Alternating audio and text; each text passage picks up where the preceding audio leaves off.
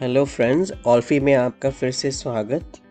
हम इस वीडियो में ज्योमेट्रिक शेप्स कवर करने वाले हैं, जैसे सर्कल, ट्रायंगल, स्क्वायर, और उसके साथ ही एरिया और पेरीमीटर के बारे में सीखेंगे। और उसके साथ हम हर एक ज्योमेट्रिक शेप के थोड़े प्रॉपर्टीज़ भी सीखेंगे।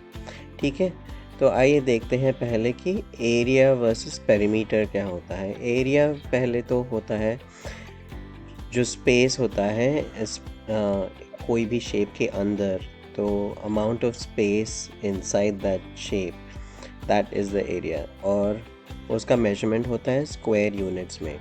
उसके कंपैरिजन से पेरीमीटर जो होता है वो डिस्टेंस होता है outside of the shape. So the distance measured outside of the shape. और एरिया होता है इनसाइड ऑफ द शेप का space. So that is the difference. Area measurement होता है स्क्वायर यूनिट्स में और perimeter is measured in units. ठीक है, तो ये बात आप ध्यान से ख्याल रखिए इसका। और अब हम देखेंगे थोड़े ज्योमेट्रिक शेप्स का। फिर सबसे पहले है सर्कल।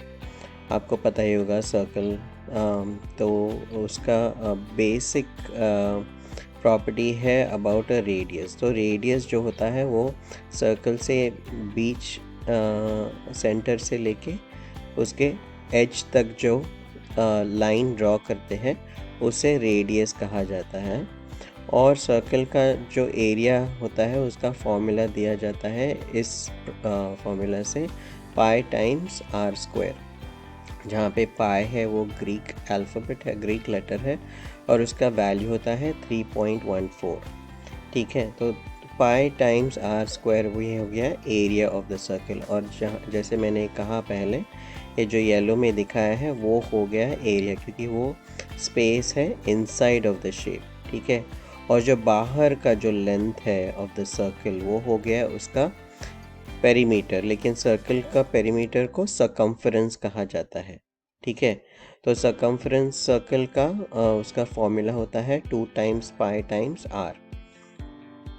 ठीक है, तो ये हो गया सरकमफेरेंस फॉर्मूला, पाई टाइम्स 2r और 2 टाइम्स पाई टाइम्स आर। और 2 टाइम्स आर ऑल्सो हो जाता है डायमीटर सर्कल का, जो सेंटर के थ्रू होके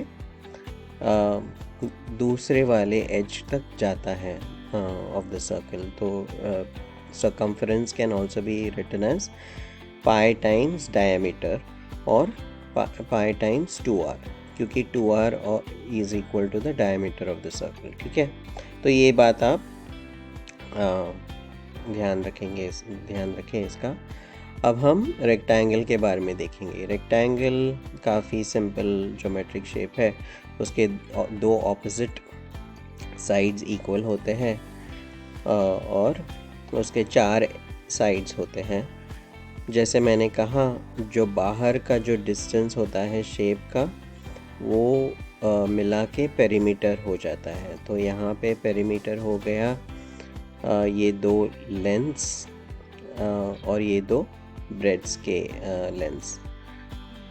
तो यहाँ पे if the length is L and the breadth is B, तो यहाँ पे 2B + 2L हो गया अपना पेरीमीटर, क्योंकि ये हो गया टोटल डिस्टेंस मेजर।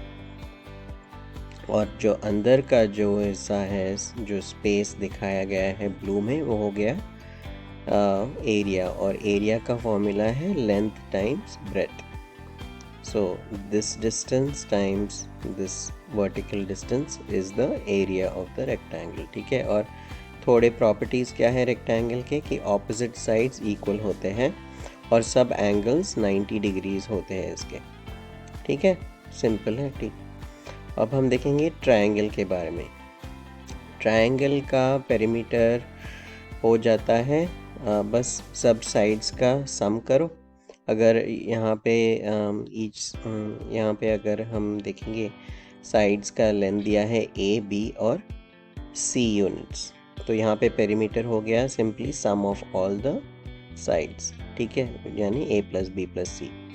और अगर हमें इसका एरिया कैलकुलेट करना है तो उसका फॉर्मूला होता है half times base half times the height. तो बेस सपोज b है और हाइट h है, तो हो गया half times b times h square units में और पेरीमीटर यूनिट्स में। One of the properties of the triangle होती है कि sum of all the angles, interior angles triangle के मिला के 180 डिग्रीज होते हैं। अब हम देखेंगे स्क्वायर के बारे में। तो square is also a rectangle, लेकिन इसमें जो अलग बात है कि सब साइड्स इसके इक्वल होते हैं, ऑल साइड्स आर इक्वल और सब एंगल्स भी इक्वल होते हैं और वो है 90 डिग्रीज। काफ़ी सिंपल है। उसका पेरीमीटर हो गया, अगर हम ईच साइड का लेंथ L यूनिट्स लें तो ऐसे 4 साइड्स है बराबर, तो 4 टाइम्स L हो गया 4L यूनिट्स। और एरिया हो गया L टाइम्स L, राइट, यानी L स्क्वायर। तो L स्क्वायर स्क्वायर यूनिट्स हो गया हमारा स्क्वायर का एरिया। बस सिंपल इनफ, ठीक है। अब हम देखेंगे एक अलग शेप, वो है पैरेललोग्राम। तो पैरेललोग्राम ऐसे दिखता है, थोड़ा बेंड हो गया, बेंड हुआ रेक्टेंगल इफ़ यू वुड, ठीक है। तो यहाँ पे दिखते हैं कि हमें 2 साइड्स दिए हैं जो पैरेलल होते हैं एक दूसरे को, इसलिए उसे पैरेललोग्राम कहा जाता है। और उन 2 साइड्स के बीच में एक सेम डिस्टेंस होता है और उस डिस्टेंस को h for example if you take it as the distance, और अगर हमने अज्यूम किया कि बेस b है तो उसका एरिया हो जाता है इस फॉर्मूला से बेस टाइम्स हाइट, ठीक है। और अगर ये साइड हमने a यूनिट्स अज्यूम की और अगर बेस b यूनिट्स अज्यूम किया, तो पेरीमीटर हमें पता है कि वो होता है सम ऑफ ऑल द साइड्स।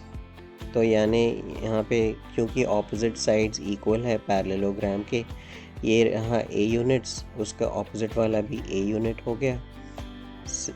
उसी प्रकार जो बेस है वो b यूनिट है, उसका ऑपोजिट साइड भी इक्वल है, तो ऊपर वाला भी b यूनिट हो गया। तो a plus b plus a plus b यानी ट्वाइस a प्लस b हो गया पेरीमीटर, बराबर।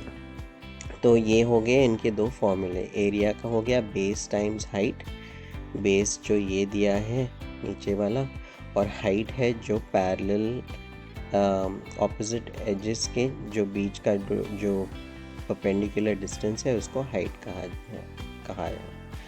और पेरीमीटर हो गया ट्वाइस a टाइम्स b यानी सम ऑफ ऑल द एजेस, ठीक है, सिंपल है। अब हम देखेंगे रोम्बस।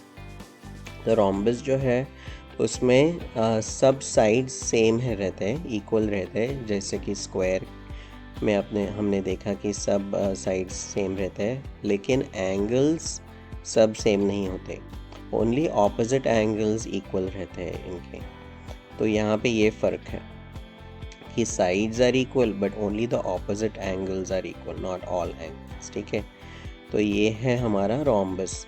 तो रोम्बस का फॉर्मूला होता है एरिया का half times the product of the diagonals. अगर ये डायगोनल 1 D1 है और ये D2 है तो उसका एरिया हो गया half times D1 times D2, ठीक है। और पेरीमीटर हो गया जैसे कि पहले हमने कैलकुलेट किया था, वही जो बाहर का जो डिस्टेंस है शेप का, वो क्योंकि हमें पता है कि हर साइड इक्वल है और अगर each side you assume to be a units, तो यहाँ पे 4 टाइम्स a हो जाता है हमारा पेरीमीटर रोम्बस का, ठीक है। तो ये रहे हमारे थोड़े ज्योमेट्रिक शेप्स और उनके प्रॉपर्टीज़। होप आपको मज़ा आया इस वीडियो में। फिर मिलते हैं किसी और वीडियो में बहुत जल्द। Thank you very much. Please subscribe to ऑल्फी।